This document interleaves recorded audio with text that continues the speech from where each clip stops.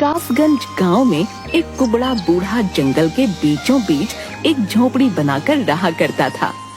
वो बूढ़ा रात के समय ही अपनी झोपड़ी से बाहर निकला करता था। रात के अंधेरे में उसकी झोपड़ी में तेज रोशनी हो जाया करती थी, जिससे गांव वाले बहुत डरा करते थे। उनका मानना था कि वो कुबड़ा कोई साधारण बूढ़ा नहीं है, वो जरूर कोई मायावी है जो गांव के जंगल में रह रहा है। एक दिन गांव का एक युवक जिसका नाम गबरू था, वो अपने हाथ में कुछ लकड़ियां लेकर जंगल के रास्ते से आ रहा था कि तभी उसे किसी के रोने की आवाज सुनाई दी। अरे कोई बचाओ मुझे, अरे यहाँ से बाहर निकालो मुझे, अरे बचाओ मुझे, बचाओ। अरे भाई, न जाने ये किसकी आवाज है जो सहायता के लिए पुकार रही है। न जाने कौन है भाई।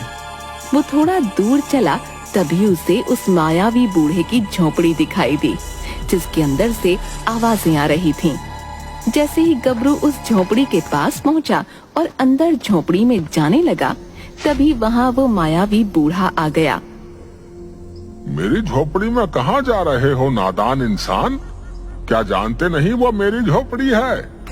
उसमें कोई भी गांव वाला नहीं जा सकता है। क्या तुम जानते नहीं हो? ऐसे डरावने बूढ़े को देखकर गबरू डर जाता है। नहीं नहीं बूढ़े बाबा, मैं आपकी झोपड़ी में नहीं जा रहा था। मैं तो इस जंगल में कुछ लकड़ियां लेने आया था, लेकिन फिर किसी के रोने की आवाज सुनी तो इधर आ गया। नहीं नहीं, मैं जाता हूँ यहाँ से। हाँ, जाता हूँ। जिसके बाद गबरू वहाँ से दुम दबाकर भाग निकलता है और गांव पहुँचता है और गांव वालों को अपनी आप बीती सुनाता है।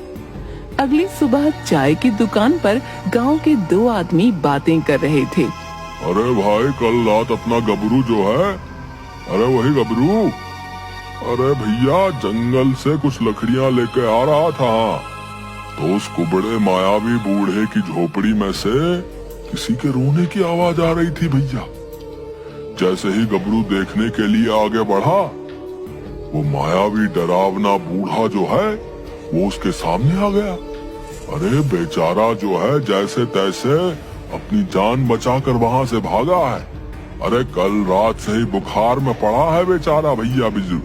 जाने भैया क्या राज दफन है उस मायावी बूढ़े की झोपड़ी में। हाँ, बता रहे हैं। पता नहीं भाई, डर के मारे जो है कोई भी गांव वाला जो है उस बूढ़े की झोपड़ी में जाने की हिम्मत नहीं करता है। हाँ, अब भैया भगवान ही जाने क्या राज दफन है भैया। उसी गांव में भोला नाम का एक बहुत ही गरीब मछुआरा रहता था। गांव में सब उसे भोंदू बुलाते थे, जो जंगल के किनारे पर नदी से मछलियां पकड़ा करता था। एक दिन भोंदू नदी के किनारे बैठा हुआ था, अपने जाल को फैलाकर मछली पकड़ने की कोशिश कर रहा था। अरे अरे, आती क्यों नहीं कोई मछली मेरे जाल में? आज कई दिन हो गए हैं, लेकिन कोई भी मछली हाथ नहीं लगी है। लगता है आज फिर से मेरी बूढ़ी माँ को भूखा ही सोना पड़ेगा। हे भगवान, तू कब कृपा करेगा मुझ गरीब पर? और वो रोने लगता है। थोड़ी देर बाद भोंदू खाली हाथ अपनी झोपड़ी में आता है। अरे भोंदू आ गया, मैं कब से इंतजार कर रही थी। अरे मुझे बड़ी भूख लगी है, क्या आज भी तेरे हाथ कोई अच्छी मछली नहीं आई? नहीं माँ, मुझे माफ कर दो। मैं आज भी तुम्हारे लिए कोई मछली पकड़ के नहीं ला पाया। न जाने क्यों मेरे जाल में कोई मछली फंसती ही नहीं है। कई दिन हो गए हैं, जानता हूँ तूने कुछ भी नहीं खाया है। हाय हाय, न जाने हम अभागों ने कैसे